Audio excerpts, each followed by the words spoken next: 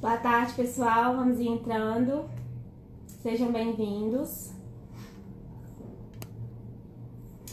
A gente vai aguardar aqui agora uns minutinhos para a entrada da nossa convidada.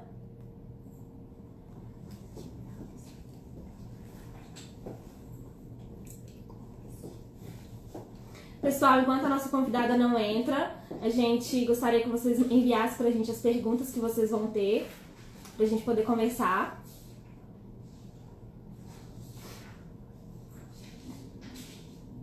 Boa tarde, Lilian, Ellen, sejam bem-vindos.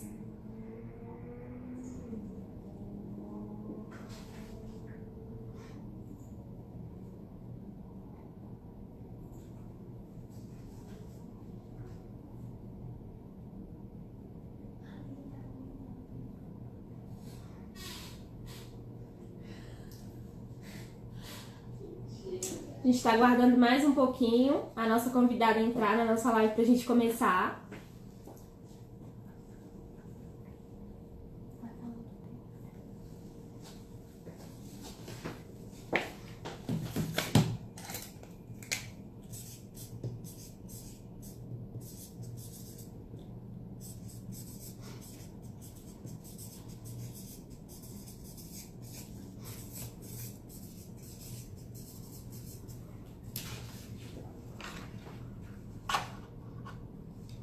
Bom, pessoal, enquanto a Bianca não entra, vamos falar um pouquinho sobre o nosso tema de hoje. Nosso tema que a gente vai bater um papo é sobre os desafios e as perspectivas das OSCs em tempos de pandemia. E a gente vai conversar com uma especialista em processo do consumidor. Ela já tá entrando, tá, gente?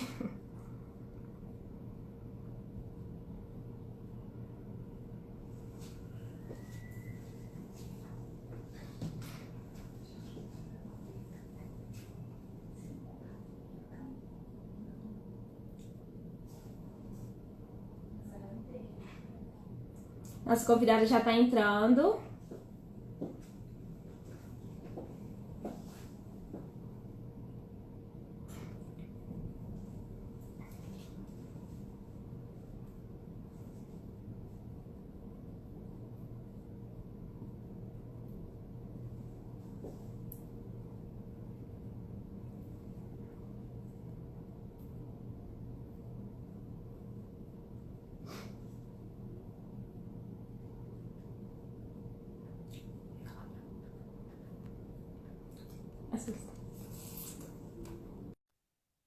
Tá conectando a Bianca.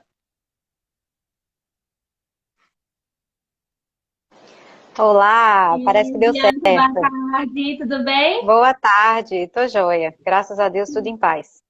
Que ótimo! Já de antemão, a gente gostaria de agradecer a prontidão e a disponibilidade de participar com a gente hoje.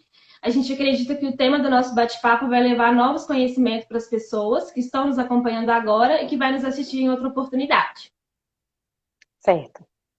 Muito obrigada Bom, pelo convite. Mandar um abraço para a doutora Lilian, para a doutora Ellen, de antemão. E agradecer a pode, oportunidade de estar falando sobre esse tema que é tão importante para as organizações da sociedade civil. pode deixar que eu vou repassar as suas considerações. Bom, para quem ainda não nos conhece, o Instituto de Defesa Coletiva é uma entidade civil sem fins lucrativos que atua desde 1999 na proteção e defesa do consumidor. A gente vai dar continuidade hoje nas nossas lives. Nós estamos promovendo e trazendo uma série de assuntos super importantes sobre o terceiro setor e os direitos dos consumidores nesse período de pandemia. Hoje nós vamos conversar um pouquinho sobre as perspectivas e os desafios que as OSCs estão enfrentando nesse período. E para isso a gente convidou você, que é advogada, mentora, palestrante, coautora do livro Roteiro do Terceiro Setor, que já está na 6ª edição, e também contribui com os empreendedores sociais na criação e gestão de organizações de impacto social positivo desde 2002. Isso. E aí a gente vai começar agora com o nosso tema. A gente sabe que a gente está vivendo uma situação sem precedentes no mundo inteiro. E entrando no nosso tema, a gente precisa buscar respostas para essas questões mais urgentes. E as OSCs, elas têm sido peças fundamentais durante esse processo. Possivelmente, muitas pessoas não sabem o que é uma OSC e quais são os seus impactos. e o trabalho que elas vêm desenvolvendo para a sociedade, e por isso é muito importante a gente começar falando um pouquinho desses conceitos, e eu queria ver com você o que é uma OSC e o que é o terceiro setor. Certo, vamos lá. Eu vou fazer um recorte jurídico do tema OSC, né? Porque provavelmente, quando a gente fala de organização da sociedade civil, se a gente conversar, por exemplo, com uma filósofa, com uma socióloga, o recorte vai ser diferente, o conceito vai ser diferente, né? Ou com uma socióloga. Então é importante, a primeira coisa que é bom ficar bem claro, que a gente vai falar de um conceito jurídico de organização da sociedade civil. Desde 2014, existe uma lei no Brasil, a Lei 13.019 de 2014, conhecida como Marco Regulatório das Organizações da Sociedade Civil, ou EMIROSC. E foi essa lei que conceituou juridicamente as organizações da sociedade civil. Na verdade, essa lei, ela importa muito, apesar de ter ficado conhecida como Marco Regulatório das Organizações da Sociedade Civil, e a gente vai acabar repetindo essa expressão várias vezes hoje durante a nossa conversa. Ela é uma lei que regulamenta as parcerias entre a administração pública e esse tipo de organização. Então, toda vez que a gente tiver recursos públicos destinados para organizações da sociedade civil, é essa lei que a gente vai se utilizar em regra, né? 90% das vezes, em substituição aos antigos convênios que são regulados pela 8666 de 93, que já é mais conhecido no universo jurídico. Então, para fins legais, o que a gente tem hoje? Quem são as OSCs? São associações, fundações, organizações religiosas e sociedades cooperativas. Então, são essas 4 naturezas jurídicas que hoje a gente consegue identificar como organização da sociedade civil. Repito, associação, fundação, organização religiosa e sociedade cooperativa. Isso é muito importante porque até então a gente tinha um conceito difundido, né, principalmente um conceito doutrinário de terceiro setor. Mas terceiro setor não tem conceito legal, né? Ele é mais um conceito de doutrina mesmo. E aí hoje a gente pode dizer que as OSCs estão um pouco... o conceito de terceiro setor está contido nas OSCs, porque terceiro setor são organizações sem fins lucrativos. E aí nesse caso seriam apenas as associações, fundações e organizações religiosas. E o conceito de OSC é um pouco mais amplo, considerando que envolve também as sociedades cooperativas. Muito legal. E esse momento de pandemia, a gente tem visto muita publicidade, né, e visibilidade de atuação das OSCs, em especial nos atendimentos de saúde e nas ações assistenciais. De que maneira as organizações elas estão sendo impactadas pela Covid? Talvez seja mais fácil a gente perguntar como as organizações não estão sendo impactadas pela Covid, né? Porque se tem uma coisa que assim, pegou todo mundo de surpresa, ninguém imaginava que isso fosse acontecer nesse momento, e o que está acontecendo em função do coronavírus impactou o mundo inteiro, né? A sociedade como um todo. E as organizações, infelizmente, não estão numa bolha e a gente acabou sendo afetado diretamente. Agora, nós temos poucos dados. Eu separei aqui uma pesquisa, considerando que o nosso tema era desafios e perspectivas, e eu vou pegar aqui a cola, né, da pesquisa. Saiu um estudo chamado Impacto da Covid-19 nas OSCs brasileiras, da resposta imediata à resiliência, que é um primeiro estudo, né, foram dados preliminares que foram divulgados e que, na verdade, assim, considerando os 18 anos de atuação prática que eu tenho na área, infelizmente, algumas percepções a gente já tinha em função desse histórico, né? Mas é sempre bom ter uma pesquisa aqui em base que dê mais fundamento aos nossos achismos, né? O que a gente já estava tendo de percepção. Então, eu vou trazer alguns dados bem sintéticos aqui, que eu acho importante. Eles tiveram mais ou menos 1.760 respostas válidas. E ele é um estudo representativo do cenário brasileiro como um todo, né? Então, tem representação de todas as regiões do país. E o que é muito, assim, que traz uma informação bem significativa para nós, é que 73% das OSCs relatam que foram impactadas e a crise enfraqueceu muito, 36%, ou seja, são dados realmente preocupantes, né? 70% delas dizem que perderam receita, algumas, eu vou procurar aqui exatamente o dado, inclusive consideram a hipótese de não continuar funcionando, o que é muito grave. A gente tem os impactos e a gente sabe que a pandemia impactou não todo mundo da mesma forma, né, infelizmente. Hoje, tanto as organizações pequenas quanto as grandes, as que têm pouquíssimos recursos ou as que tinham recursos mais estruturados, né, recursos financeiros, recursos humanos, tecnológicos, a gente sabe que não importa, todas as organizações elas foram impactadas, mas a gente está na mesma tempestade, mas os barcos não são iguais, né? Então tem organizações que estavam mais bem preparadas do que outras. Então, obviamente, que o impacto dessa tempestade, o impacto desse maremoto, desse tsunami, está sendo sentido na medida da organização da capacidade dessas organizações. Então, isso é uma coisa importante a gente considerar, né? O quanto hoje está sendo um reflexo de tudo aquilo que a gente fala há tantos anos, a importância das organizações se profissionalizarem, e todo mundo vai ser impactado. Não tem uma pessoa, e aí fazendo um recorte de Brasil, não tem uma pessoa no país que não foi impactada. Né? Guardadas as devidas proporções das estruturas pessoais, tanto financeiras, de trabalho, tem muita gente que conseguiu migrar rapidamente para home office, por exemplo, mas todas as organizações tiveram um grande impacto. Principalmente porque é uma natureza, principalmente na área social, e aí falando no sentido amplo, incluindo as questões, as organizações que trabalham na área da cultura, do meio ambiente, né, social, estrito senso também, é muito pessoas cuidando de pessoas, né? Então, Sim. assim, teve um impacto muito real, porque a gente teve que simplesmente se intocar ou virtualizar os atendimentos, e as organizações, a maioria delas, não estavam preparadas.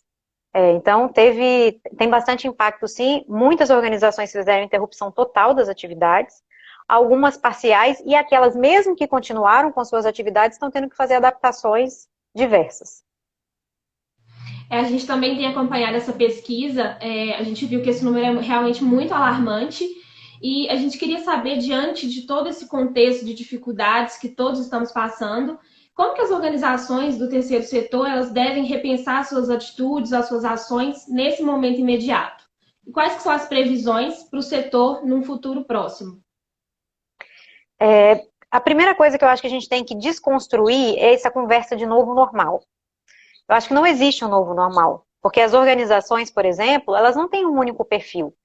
Nós somos seres plurais, e as organizações também são plurais, né? E são realidades muito distintas. Nós vivemos num país continental, e as especificidades, tanto regionais e até mesmo locais, por exemplo, no estado como Minas Gerais, existem 853 municípios.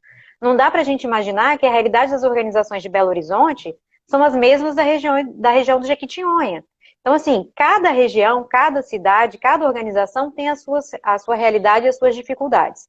Então, o primeiro ponto é que a gente não vai ter um novo normal, né? A gente vai continuar tendo vários normais, e que é por isso que é tão importante a gente ter um olhar tão de especialista, né, do cuidado, tão um recorte daquela realidade. Então, isso é a primeira coisa que eu acho que a gente tem que pontuar. E quando a gente faz esse recorte, lembrar que são pessoas cuidando de pessoas, né? Não dá, e durante algum tempo o terceiro setor reproduziu algumas práticas, infelizmente, por conta de um ranço, e aí a gente pode fazer uma retrospectiva histórica muito rápida, muito breve, mas os estudos indicam que a primeira organização do terceiro setor, Organização da Sociedade Civil, no Brasil, é de 1534, que é a Santa Casa de Misericórdia em Santos. Então, imagine, antes dessa concepção de Estado que a gente entende hoje, que a gente imagina, já existiam essas organizações montadas pela sociedade para cuidar da própria sociedade. Então, assim, nós, enquanto seres humanos, né, enquanto indivíduos, enquanto cidadãos, nós somos interdependentes, nós precisamos uns dos outros. E essas organizações, elas surgem nesse contexto do cuidado. Desde antes da concepção do Estado, desde 1534 já tem esse histórico. Então, imagine. Então, um dos nossos desafios é resgatar essa essência. Só que da mesma forma como a gente surge antes da concepção do Estado, durante muitos anos essas organizações estiveram vinculadas a questões de caridade, de amor, de auxílio, muito assistencialista e muito vinculadas às questões religiosas. Então, a própria legislação não ajudou muito esse desenvolvimento profissional. A gente tinha um título que foi revogado, inclusive, com a mudança da Lei 13.019, depois a 13.204 de 2015. 2015, isso. Ela trouxe essa mudança que acabou com o título de utilidade pública federal. E por que é importante isso?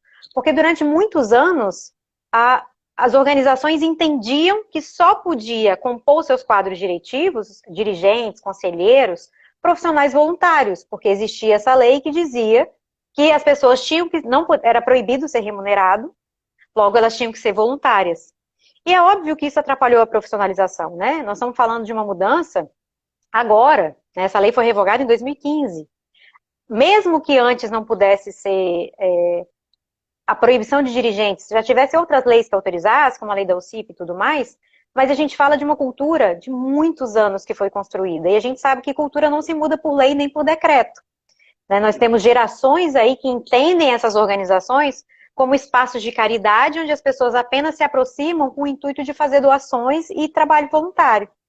Desconstruir essa realidade, esse conceito, e reconstruir nessa perspectiva da profissionalização, eu acho que é o grande desafio nessa pandemia. É o grande desafio. Por quê? Porque não tem jeito, não adianta. Agora é o momento de desconstrução completa de tudo que a gente tinha de sólido, que a gente tinha de concreto, que a gente achava da realidade, a gente está tendo que rever os nossos conceitos.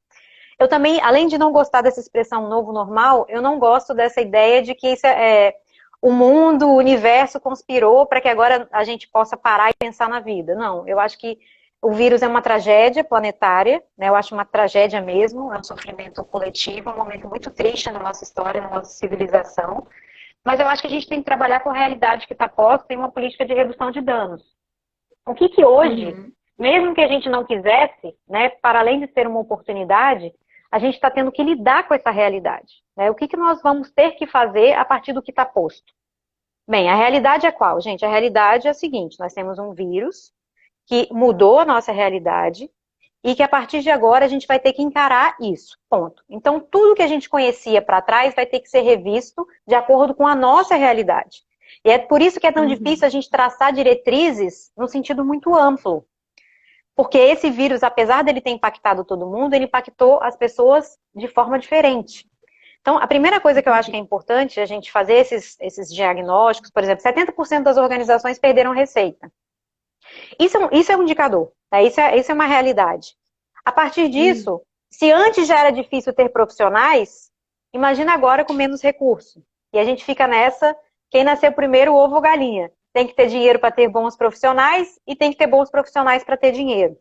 Então, se eu posso dar, e eu quero ser bem pragmática nesse momento, eu andei muito pessimista, sabe? Quando começou tudo isso, fiquei bastante triste, preocupada. Mas agora eu tenho tentado ser realista, pragmática, mas tentar trazer soluções práticas, né? O que a gente pode tirar de lição disso tudo? A primeira coisa, se você é gestor, se você é voluntário em alguma organização, entenda, o serviço voluntário, ele tem as suas limitações, certo? A gente precisa do voluntariado, ele é importante, mas ele tem as suas limitações. E agora, como nós não estamos em bolha, da mesma forma como há uma tendência de fechamento de muitas empresas, por exemplo, isso pode acontecer com as organizações da sociedade civil. Infelizmente, a gente tem que estar com isso no nosso radar, né? Porque a gente não pode achar só porque é a área social também tem que pagar a conta. E nós precisamos entender que algumas organizações, infelizmente, às vezes não vão conseguir continuar a trabalhar.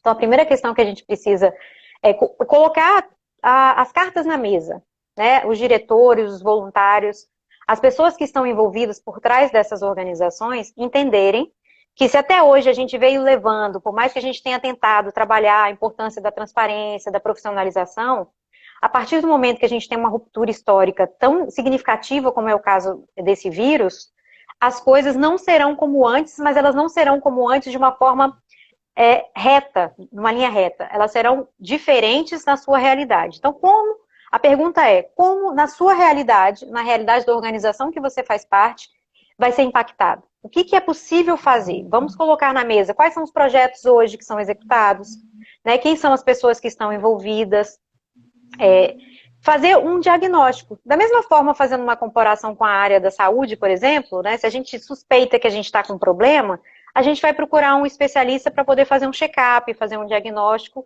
e ter um resultado exatamente de qual tratamento, qual remédio que a gente precisa. Então, a primeira coisa que eu recomendo é faça um diagnóstico, um check-up atual de qual é a situação que a organização que você faz parte precisa, né? Qual é a situação? As atividades estão paralisadas? Elas foram adaptadas ou elas precisam de adaptação? A primeira questão é entender qual é o contexto atual que a organização se encontra. Realmente, quando a gente começa a pensar no futuro, logo surge um monte de preocupação, de incerteza, principalmente pela questão de ter que rever o cenário financeiro, rever todo o planejamento, tudo que estava no papel, né, e se readequar para ajustar a questão da manutenção das entidades, a questão do corpo de trabalho mesmo.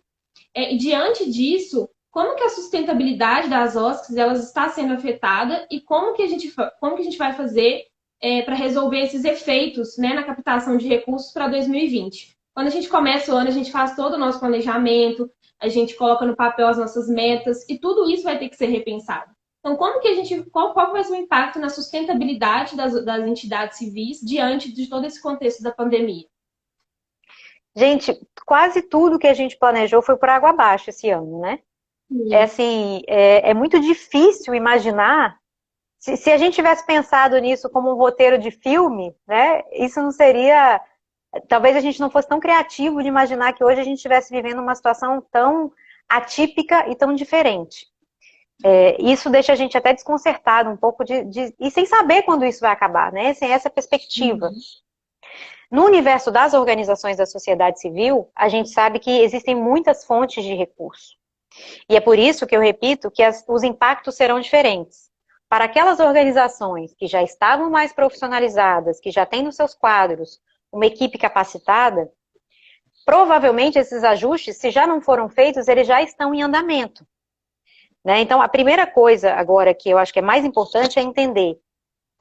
Eu, como gestora, e eu já fui gestora durante 4 anos de uma organização, eu tentaria entender quais são os meus custos, como eu posso reduzir os custos imediatamente, né? Esse é o momento de redução de custo fixo, e tentar ver quais são as estratégias de captação de recurso mais imediatas. E a partir daí, fazendo esse mapeamento financeiro, tentar entender qual é a atividade que a organização desenvolve. Porque, por exemplo, nós estamos falando que as organizações da sociedade civil são múltiplas, né? Então, a gente pode ter organizações da área de educação, de saúde, de assistência social, cultura, meio ambiente, esporte. São tantas possibilidades de atuação, são muitas hipóteses. Mas, de alguma maneira, todas as organizações querem a mesma coisa, que é melhorar a qualidade de vida, melhorar a dignidade da pessoa humana, melhorar o acesso aos direitos fundamentais. Ao fim e ao cabo, todas querem, porque é gente para cuidar de gente. Né? Não consigo imaginar nenhuma organização da sociedade civil que, no final das contas, o objetivo dela não seja impactar positivamente a vida de pessoas. Né? Essa é que é a ideia. Então, além dessas questões da sustentabilidade financeira, no primeiro momento, que é importante realmente, né? Não dá para pensar nisso, tanto que a gente viu um aumento significativo das doações. Tem um monitor criado pela BCR, que é um monitor de doações, que já identificou mais de 5 bilhões doados só nesse período, agora aproximadamente desses 90 dias, o que é um recorde para a área social, né, de doações. Contudo, a gente tem que pensar, para além dessas questões de funcionamento, do que a gente está fazendo. Porque talvez seja importante, dependendo do tipo de atividade, se ela puder continuar, reajustar para atender as demandas da pandemia. Porque, por exemplo, às vezes uma organização que tinha uma oficina de futebol, né, tinha uma escolinha de futebol, pegar um exemplo qualquer aqui. Ela não vai conseguir, obviamente, desenvolver nenhuma ação na área do esporte, né, porque as aglomerações, os encontros presenciais são limitados, mas talvez a comunidade onde essa organização atue, essa organização possa se reorganizar para atender as demandas emergenciais.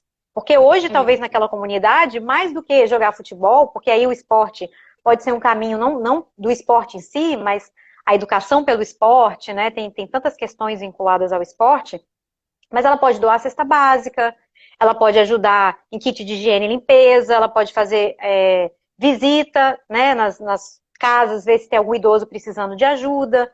Então, a primeira coisa que eu faria como gestora é entender, sanear a questão financeira, né? Quais são os custos físicos que eu posso diminuir, como eu posso aumentar, né, num curto prazo de tempo, e tentar reorganizar as minhas atividades, né? E isso falando no sentido mais amplo para todas aquelas organizações que atuam independente da atividade.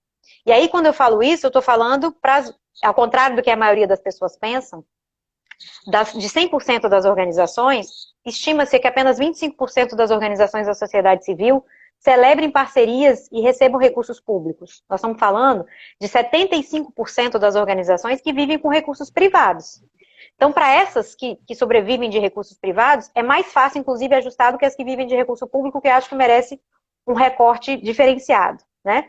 Então, assim, para 75% das organizações que gerenciam hoje recursos públicos, eu acho que é fundamental fazer isso. Primeiro, tem que organizar a casa. E eu acho que isso não é só para organização, né? Todos nós, de alguma maneira, a gente teve que reorganizar as nossas finanças, né? Muitos empresários, muitas empresas tiveram que fazer isso, de alguma maneira. E eu queria trazer isso para a nossa realidade. As organizações não são bolhas, né? Nós temos CNPJ e temos que olhar essas organizações como um negócio, mas como um negócio social que traz resultados sociais. Então, o que a gente precisa reorganizar gerencialmente, primeiro, né, considerando esses aspectos, porque se não tiver dinheiro, não tem como fazer campanha, de nada, não tem como continuar operando, né? Então tem que ter essa segurança, inclusive para os gestores que estão envolvidos no projeto. Não é porque é social que a gente não tem que ter esses cuidados mínimos. Então, são as primeiras duas questões que eu acho que são fundamentais. Fazer essa reorganização interna, financeira inicialmente, né? E pensar nesses beneficiários, nesses usuários desses serviços ou nesses clientes, depende do tipo de atividade que a organização desenvolva, de como a gente reorganiza pensando na questão da pandemia, porque agora a gente precisa salvar a vida, gente, é uma questão de prioridade. Nossa prioridade zero é garantir que as pessoas vivam. Né? A gente está com 55 mil mortes oficiais, a gente não sabe nem o que está acontecendo realmente. Então, enquanto sociedade civil, enquanto gente cuidando de gente, isso que a gente precisa, né? Reorganizar as nossas atividades e tentar estabelecer uma ordem de prioridade, principalmente para aquelas que administram apenas recursos privados, sejam eles de doações de pessoas físicas, pessoas jurídicas, mas não importa, que não são recursos públicos, né? Fazendo esse recorte. Sim, e é muito importante esse momento de se replanejar, porque é como você falou, quem souber refazer as suas atitudes, refazer as suas ações, vai se adaptar muito mais fácil no momento que passar a pandemia, né? Que vai ser onde virão as crises e é onde a gente vai precisar se readaptar. Um outro assunto, quando a gente fala, por exemplo, de recurso público, a gente entra na questão da regulamentação, né? Que a gente sabe que tem uma regulamentação das parcerias entre as entidades e a administração pública. E eu queria que você falasse para a gente um pouquinho sobre o que é o EMIROSC e quais são os impactos que essa legislação teve para a execução de novas parcerias com os órgãos públicos. Então, as organizações, como qualquer CNPJ, né, como qualquer negócio, elas são organizações que precisam de recursos. E elas podem se utilizar tanto de recursos privados, né, que podem até, inclusive, prestar serviços, podem ser por doações de pessoas físicas, pessoas jurídicas, não importa. E existem aquelas que se valem de recursos públicos para o desenvolvimento de suas atividades ou de seus projetos. E aí que a gente fala da Lei 13.019, como eu disse no início, né, que é um marco no sentido de romper diversos paradigmas, é uma lei muito importante para nós, da sociedade civil, porque ela tira a gente das organizações de um universo de quase pedinte, né, que era essa uma postura muito difícil, esse relacionamento com a administração pública. Porque os convênios, que eram os instrumentos utilizados antes, eles foram criados para estabelecer relações jurídicas entre entes públicos. Então, entre a União e estados e municípios, e as organizações da sociedade civil caíram nesse limbo de forma inadequada. Então, quando a gente tem uma lei que foi pensada e planejada para nos colocar em pé de igualdade com a administração pública, entender que tanto a administração pública quanto a sociedade civil se juntam, se reúnem com um objetivo comum, é realmente um marco muito importante. A gente tem uma série de desafios da implementação, mas os avanços, eles são reais. Ontem, inclusive, teve a divulgação de uma pesquisa feita pela GV, muito importante, né, e pelo GIF também. Eu recomendo que vocês depois dêem uma pesquisada, está disponibilizado já na internet. Muito importante, sobre as percepções, as dificuldades da implementação. Como eu disse, né, não se muda cultura nem por lei, nem por decreto. Então, a gente está ainda num processo de mudança, a gente está nesse período, né, dessas alterações, a implementação da lei, dos decretos. Enfim, é difícil, não é fácil, porque nós estamos falando de mudança de conceito, mudança de paradigma, mas tem sido bastante positivo, porque depois também que esse clique, né, que faz essa mudança, e aí isso tende a se perenizar com o tempo. Basicamente, assim, bem resumidamente, é isso. Aproveitar e falar, eu sou professora voluntária da Escola Aberta do Terceiro Setor, e lá tem um curso que eu gravei para eles, gratuito, sobre marco regulatório das organizações da sociedade civil, noções básicas, né? São conceitos gerais. Então, quem tiver interesse em conhecer e aprofundar um pouco mais sobre o tema, está lá disponibilizado gratuitamente. Só procurar a Escola Aberta do Terceiro Setor e está disponibilizado. A gente acompanha os seus cursos, realmente conteúdos que a gente precisa saber, a gente que trabalha no terceiro setor. E diante de tudo isso que você conversou, que você passou para a gente entende que o Emirosk ele veio de fato para facilitar a execução de parcerias entre as entidades e a administração pública. Só que nesse momento de pandemia, a gente entende que as entidades elas têm enfrentado uma série de dificuldades em virtude do aumento, né, da demanda, das dúvidas das pessoas com relação aos direitos, o que está acontecendo no mundo. E só que ao passo que o corpo de colaboradores das entidades eles não têm acompanhado, né, esse aumento considerável nos atendimentos, principalmente pela falta de recursos para contratar novas pessoas e por todo o contexto que a gente está passando.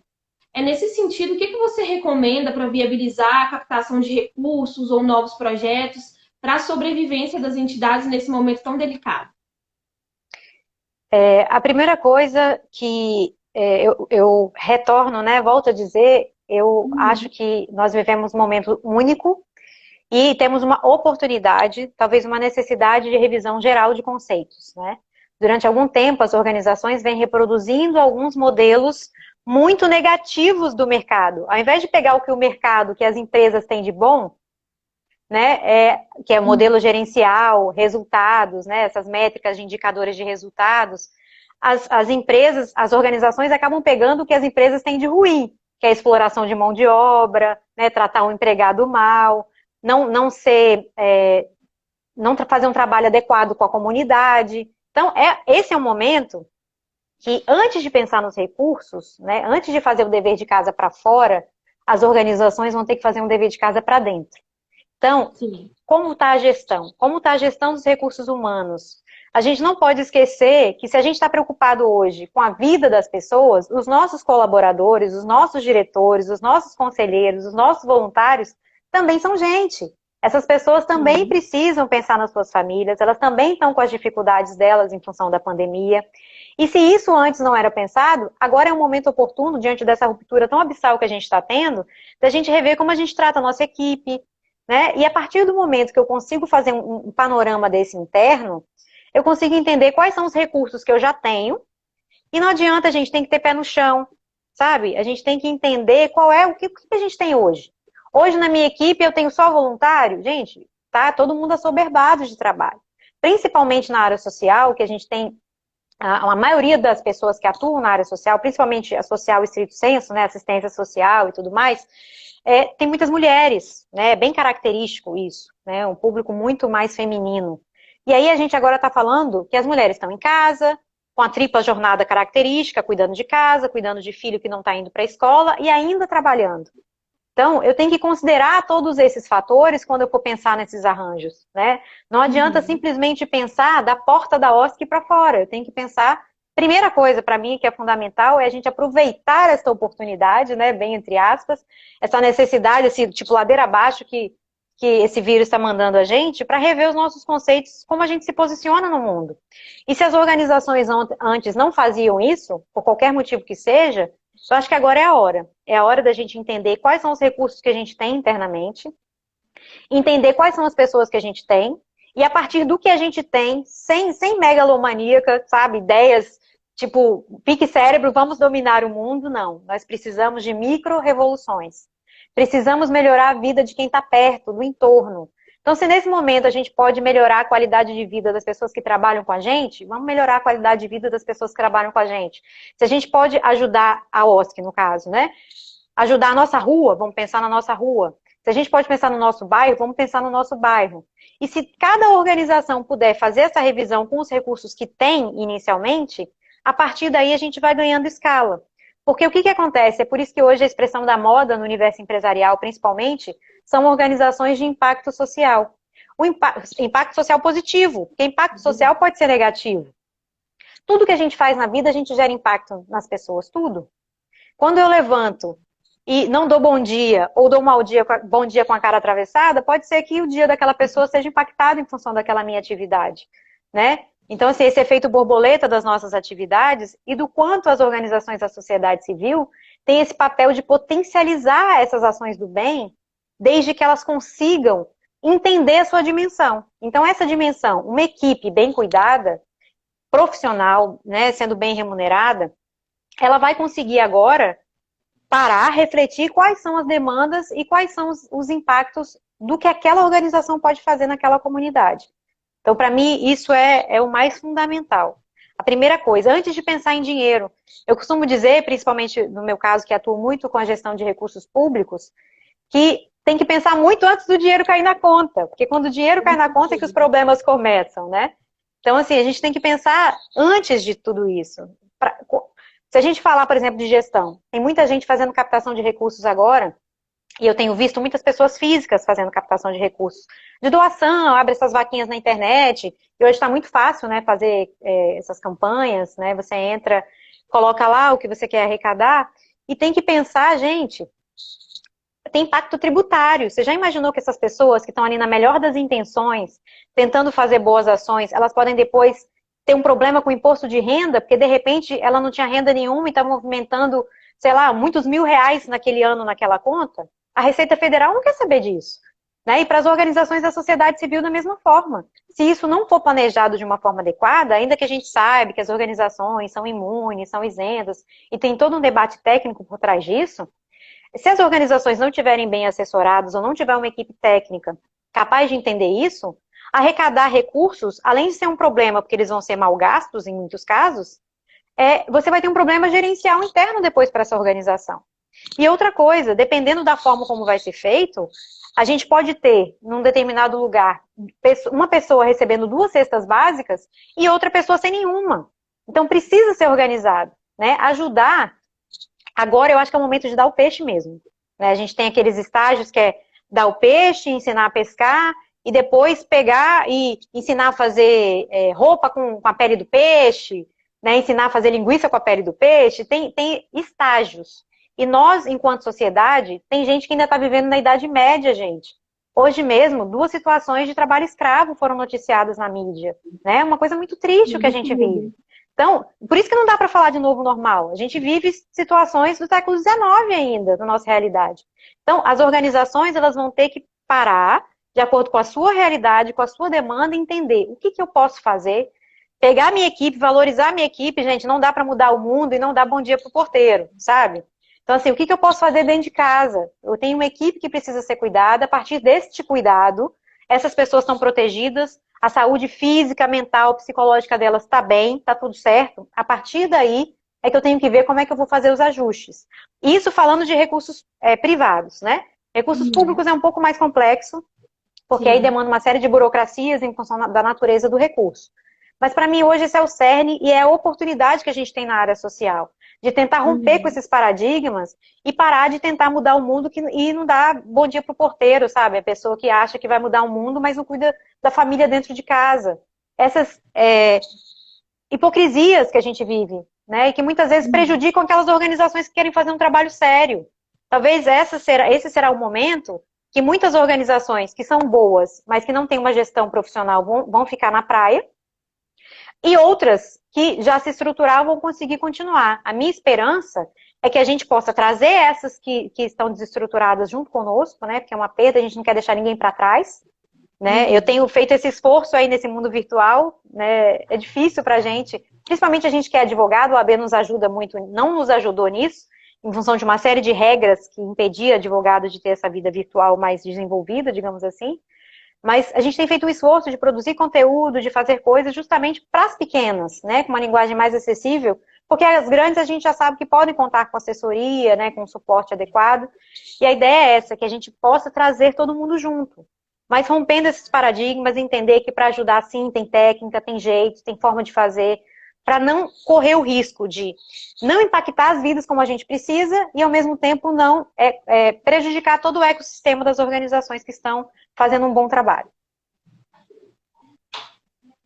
É verdade. E a gente sabe que essas pequenas atitudes, tudo que você falou, a gente concorda integralmente, porque pequenas coisas que a gente faz no nosso dia a dia transforma as vidas das pessoas. Muitas vezes a gente recebe ligações de pessoas que estão passando por problemas muito sérios e talvez com apenas uma conversa a pessoa já fica mais calma, já consegue lidar melhor com aquela situação. E isso, de fato, é uma coisa muito importante e que tem que ser trabalhado nesse momento. A gente percebe que com a correria do dia a dia, a gente esquece de ter essas pequenas atitudes. E a gente que trabalha com o terceiro setor, a gente lida diretamente com pessoas, a gente tem que reforçar isso, sim, para o mundo, né? Porque é muito importante construir pequenas ações, pequenas atitudes, porque com isso a gente torna o mundo melhor. A gente torna o mundo com pessoas melhores, né? E para concluir essa questão do EMIROSC, né, do marco regulatório, a gente sabe que o marco regulatório em si ele tem muitas particularidades, é uma legislação extensa, e a gente quer saber, com todo esse contexto de novas parcerias sendo firmadas, principalmente com recurso público, com relação à transparência e prestação de contas, quais são as dicas que você tem para passar para entidades que firmam parcerias com órgãos públicos? O que fazer para facilitar a aplicabilidade do EMIROSC? Que foi o que você até comentou anteriormente, a importância disso. É curioso, né? Porque, assim, a gente tem que falar de transparência e dizer que a lei obriga a ser transparente, mas, na verdade, as organizações deveriam querer ser transparentes. Hoje, quem não tem transparência, nós estamos falando de um momento de ausência de recursos. A gente sabe que tem agora uma avalanche, né? O brasileiro tem muito essa característica de doar em função de uma catástrofe, de um desastre, de uma tragédia. Mas a gente não sabe até quando isso vai. Essas doações, elas são centralizadas de alguma maneira, né? Elas não estão pulverizadas, não está chegando em todas as organizações. Desses 5 bilhões que a gente está falando, por exemplo, eu vou chegar na sua pergunta, tá? Eu me empolgo, mas eu chego lá. Desses 5 bilhões, 1 bilhão foi só uma doação do Itaú para a fundação do Itaú. Então, assim, é útil, é importante? É. Mas, assim, quando a gente fala 5 bilhões, dá um pouco de ilusão de que tá sobrando dinheiro, tem muito dinheiro para as organizações. Não é uma realidade. Então, as organizações que gerenciam recursos públicos, a própria Lei 13.019, no artigo 10 e no artigo 11, ela exige, ela obriga que as organizações tenham alguns mecanismos de transparência, certo? E essa transparência, ela tem que ser obrigatória tanto para a administração pública, quanto para as organizações. Mas, gente, não precisa de ter lei para dizer isso. Então, sejam recursos privados ou seja recursos públicos, hoje nós não temos desculpa mais. Temos redes sociais gratuitas, qualquer organização pode entrar e criar uma conta no Instagram, no Facebook, no LinkedIn, pode criar até site, o Google hoje, meu negócio, já disponibiliza até a criação de sites mais fácil. E olha que eu sou uma pessoa que tem muitas limitações tecnológicas, mas posso dizer que pela convivência que eu tenho com organizações, aquelas que realmente querem ser transparentes, elas conseguem disponibilizar hoje as informações, considerando o que elas fazem, né, o que elas arrecadam e o que elas gastam. Então, isso é fundamental. Agora, para aquelas que fazem gestão de recursos públicos, a transparência é obrigatória. Agora, para mim, não é uma justificativa dizer que não tem equipe qualificada com recurso público. E aí eu volto no que a gente estava conversando anteriormente. Por quê? A Lei 13.019, ela traz claramente a possibilidade de pagamento de todas as despesas vinculadas à execução do objeto. Então, despesas diretas e indiretas. Então, hoje uma organização que é parceira da administração pública para a execução de algum objeto de interesse público, seja por uma política pública ou seja algum tipo de projeto, algum tipo de fomento, todas as despesas vinculadas à execução do objeto podem ser pagas. Então, a gente está falando de aluguel, de telefone, de internet, de equipe de trabalho, de assessoria jurídica, assessoria contábil. Então, se você não tem condição de fazer um plano de trabalho que preveja todo o pagamento dessas despesas, gente, não faça a parceria, porque você vai estar criando um problema para o seu CNPJ e para o seu CPF. Né? É difícil falar isso, mas assim, a gente tem que parar com essa visão romântica da vida. Tem hora que, infelizmente, se você não tiver gente para fazer, se você não tiver um técnico para te auxiliar, como que a organização que tem um CNPJ, que tem as obrigações acessórias contábeis anuais, não vai ter um contador? Não tem como. Sabe, é impossível. E o pior para mim, hoje a gente fala muito de questões trabalhistas vinculadas ao terceiro setor, e para mim isso é inadmissível, principalmente quando a gente fala de recurso público. Porque eu não posso querer cuidar de criança desrespeitando o direito do trabalhador. Se eu tenho ali todos os elementos de caracterização do contrato de emprego, se tem subordinação, pessoalidade, habitualidade e dependência econômica, aquele meu funcionário precisa se aposentar, aquele meu funcionário também tem filho dentro de casa. Então a gente tem que parar com essa questão, sabe? As organizações que gerenciam recursos públicos hoje têm uma lei que cuida dessa parte. Se antes a gente ficava muito refém, né, dos servidores públicos, porque não está autorizando explicitamente, então não pode pagar. Não, hoje pode prever férias, 13º, FGTS, está tudo autorizado na lei. Então não tem porquê, na hora de celebrar uma parceria, a organização não fazer toda a orçamentação adequada para poder fazer o pagamento desses custos. Porque eu estou destapando um santo e cobrindo o outro. Eu não posso resolver um problema social e esquecer que direito do trabalho é um direito social também. Né? Então, a prestação de contas, ela é a pontinha, ela é onde o problema aparece, gente. O problema começa lá no planejamento, como tudo na vida. Né? E a primeira coisa que eu brinco, eu sou uma entusiasta, eu amo trabalhar com o terceiro setor, tem 18 anos que eu trabalho com essa área, mas eu tenho um senso crítico, né? A gente não pode simplesmente achar porque é uma área social, a gente não tem os nossos problemas que a gente precisa melhorar. Mas eu falo isso justamente com essa expectativa, que a gente possa entender que a gente tem algumas questões que precisam ser melhoradas e que podem ser melhoradas.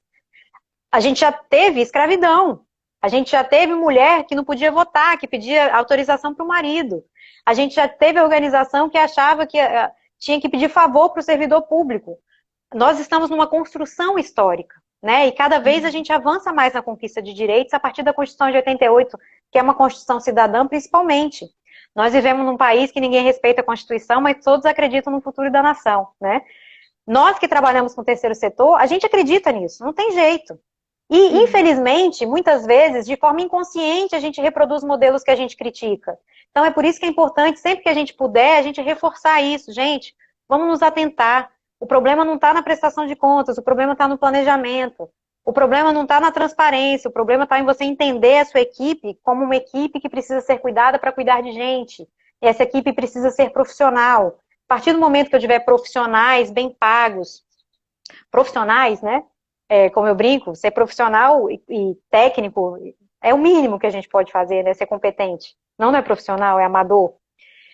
Então, a partir daí, quando a gente constrói isso, a partir dessa construção, o resto fica fácil, porque o resto é caixa de ferramenta.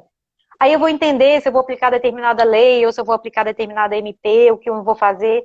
Isso é ferramenta. O que a gente precisa é consolidar esse piso, sabe? Qual é o chão? Não adianta construir uma casa do telhado. Não adianta chegar lá e fazer uma parceria de qualquer jeito. Porque aí nós vamos estar reproduzindo os mesmos modelos.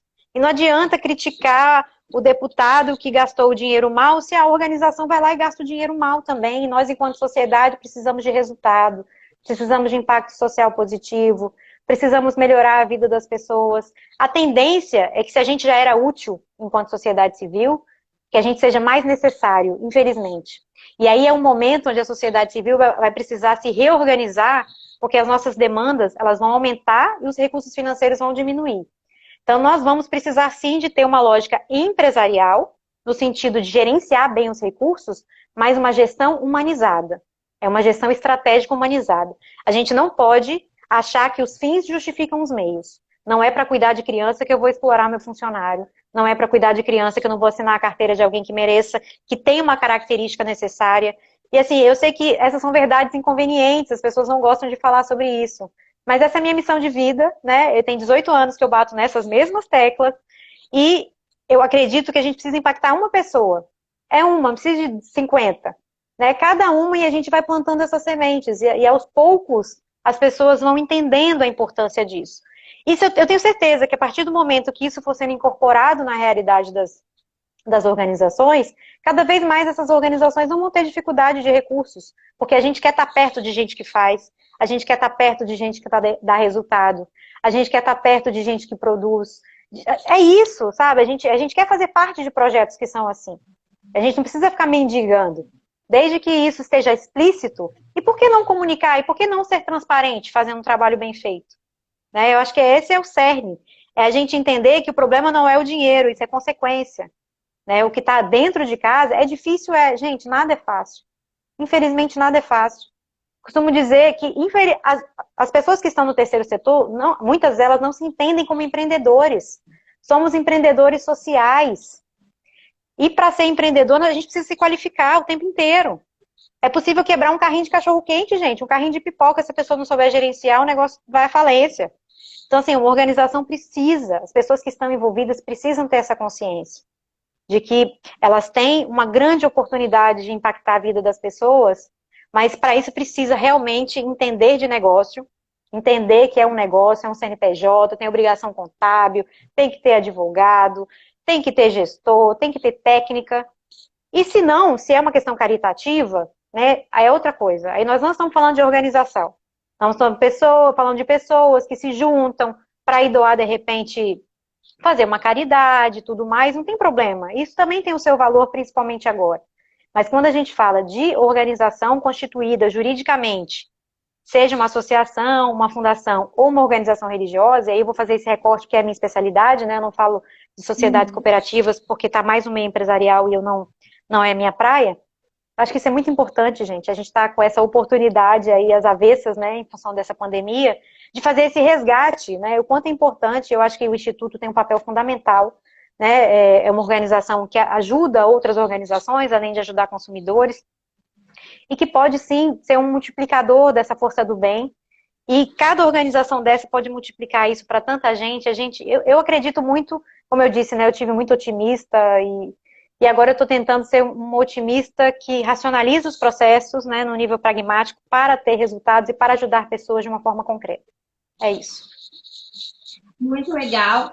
O Instituto, a gente acredita que se a gente transformar a vida de uma pessoa, essa pessoa ela vai transformar a vida de outras pessoas. Então, o nosso trabalho é justamente multiplicar essas boas ações, multiplicar os resultados positivos que a gente vem construindo ao longo dos anos e, com isso, mudar a vida das pessoas, mudar a sociedade de consumo, parar um pouco com esse consumo desenfreado. É isso que a gente luta durante todos os nossos anos de atuação aí. A gente já está caminhando para o finalzinho da nossa live. Eu queria fazer uma pergunta para você, doutora Bianca, com relação à sua carreira. Se teve algum momento específico que te marcou, que você pensou, é isso que eu quero mudar o mundo, eu quero trazer novos conhecimentos para as entidades e transformar mesmo o terceiro setor.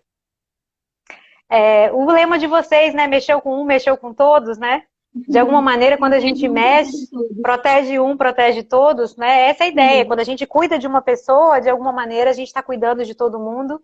E essa é a semente do bem que a gente quer multiplicar, né? Essa decisão de trabalhar com organizações não governamentais, como as pessoas costumam chamar, e eu tenho utilizado isso, né? Eu tenho usado a expressão ONG, porque eu quero ser popular, e a expressão OSC ainda está muito restrita, né? Um pouco na área. E eu tenho falado muito ONG porque as pessoas entendem. Toda vez que eu falo que eu sou especializada em terceiro setor, as pessoas não entendem, mas quando eu falo que eu sou especializada em ONG, aí isso resolve a minha vida, então eu tenho me valido da expressão ONG. Isso começou em 2001, né, quando eu estava terminando a faculdade, e a gente fica naquela, o que eu vou fazer agora? E eu queria fazer alguma coisa, sonhando com direito, né, a justiça social e tudo. E aí eu comecei a pesquisar nichos e mercado, e consegui identificar as organizações não governamentais como uma luz, assim, um caminho que eu pudesse entrar e usar da minha ferramenta de trabalho, né, do meu trabalho, como é como se fosse uma engrenagem, né? E eu fosse ali um parafuso dessa engrenagem que pudesse ajudar. E foi ali que eu consegui, no primeiro momento, até tive uma reunião hoje de manhã que estava falando sobre isso.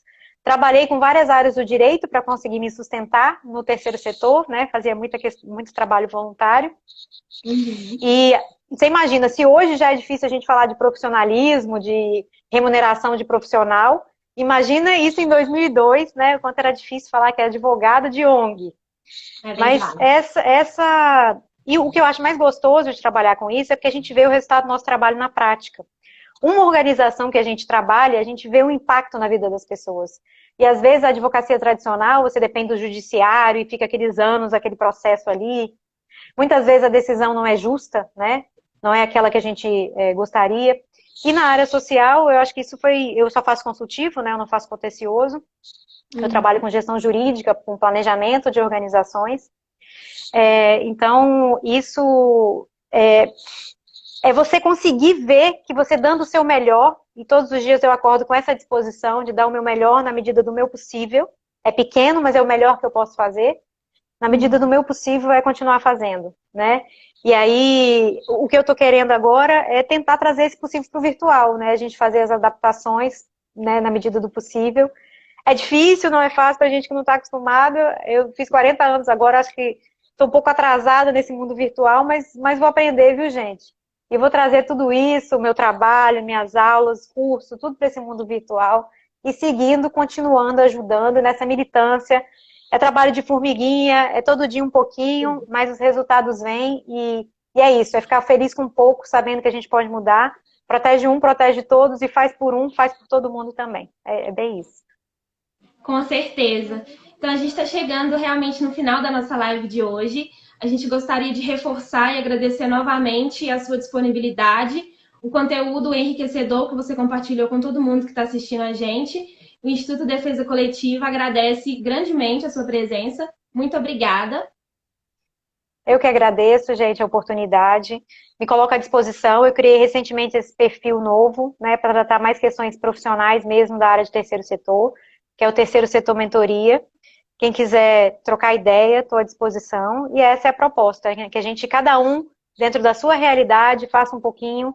E não se esqueça de que é gente cuidando de gente, que a gente não reproduz os modelos que a gente tanto critica. Vamos cuidar da nossa equipe, vamos pensar em quem está perto, né? Vamos pensar que a gente impacta a realidade de todo mundo que a gente convive. E é todo dia, não é só doar cesta básica que a gente muda a realidade, não. A gente muda a realidade das pessoas que estão mais próximas, da nossa família, dos nossos amigos, dos nossos colegas de trabalho. E assim é uma energia do bem que vai multiplicando e isso, a organização explode e faz muita coisa boa. Muito obrigada pela oportunidade. Com certeza. A gente deixa aqui também o nosso agradecimento especial a todo mundo que acompanhou a gente até agora. Nós vamos salvar a live e deixar no nosso canal. A gente quer aproveitar para deixar o convite. Semana que vem, nós vamos promover um webinar com o tema Desafios da Tutela Coletiva na Atualidade. A gente vai contar com grandes nomes como o Dr. Camilo Zufelato, Gregório Assagra e Marcos Tofani. O webinar ele vai ser mediado pela doutora Lilian, presidente do Comitê Técnico do Instituto, e vai ser às 17 horas, no dia 3, na sexta-feira que vem. E a gente vai ficando por aqui agora. Tenha uma boa noite. Um abraço, obrigada mais uma vez e até a próxima. Obrigada. Tchau, tchau. Obrigada, gente. Tchau. Tchau.